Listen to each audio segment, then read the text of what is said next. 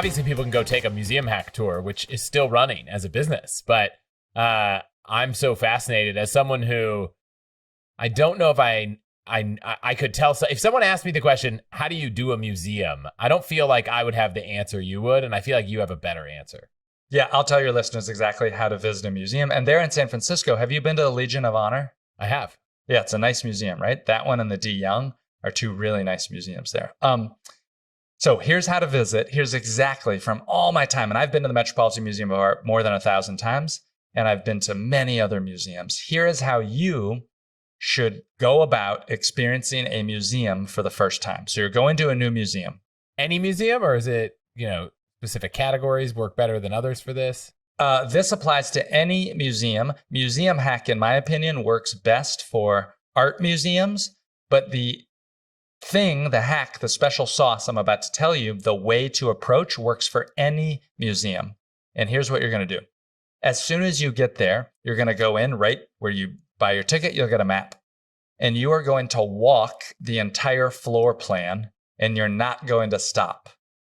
You're not going to stop and look at, I don't care if you love it, you're not going to stop. You can circle it on the map and you'll come back later, but you're not going to stop. You're going to walk the entire floor plan to build a mental map of the space and to know where you want to go back to later. So first, you'll walk the entire floor plan. It could take you between 5 and 45 minutes, depending on how big it is. You will then go to the museum cafe. Almost all museums have a cafe. If they don't have a cafe, you can just sit down and you're going to take a little break. I like to go there and I like to get a cup of coffee. You could get a glass of wine if you want, and you get a little snack. You're going to replenish your glycogen or your glucose or whatever. You're just going to have some carbs, maybe some sugar, to build up your energy store, to go back.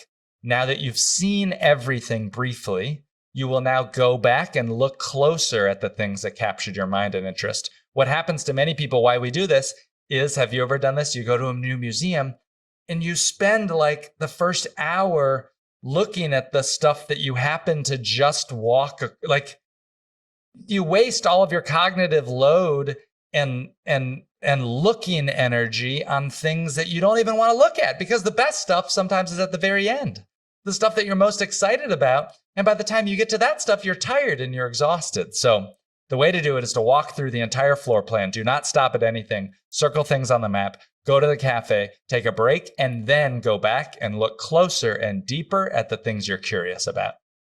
And how long does that usually take, would you say?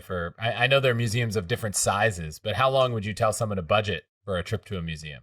I personally can't spend more than 2 hours. I think that this was one of the biggest things that I changed a lot of my friends thinking about, is that you don't have to go try to get every single dollar's worth and stay there as long as possible.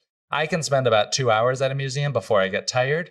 This is a real thing, getting tired at a museum. It's called gallery fatigue.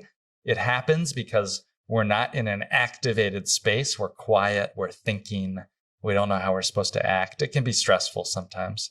So I spend about 2 hours total. So about half that time is a run through and a cafe, and then the other half is actually kind of spending time in the things you're interested in. Yes. Sometimes if I go to a museum for 2 hours, I'll spend an hour in the cafe because I just want to go approach it with a strategy. And many times we don't have a strategy when we go into a new physical space like a museum. We're just walking where our body takes us and we're looking. And before we know it, we've wasted an hour and we're tired and we didn't even get to go see the really cool stuff that's on the second floor back in the modern wing. And could you do that from the map at home, or do you need to be there? I think you need to be there because you need to walk it. You need to physically get in your body and see the stuff firsthand. And also the museum's not going to feature you may be interested, like, for example, I love at the Metropolitan Museum of Art, there's this sofa. It's like a beautiful green sofa. It's not going to be on any of the museum website or featured top galleries. I don't know why I like it, but it was owned by the King of Spain or something. And I love that thing. And you're not going to find that when you do the museum's website tour of the galleries.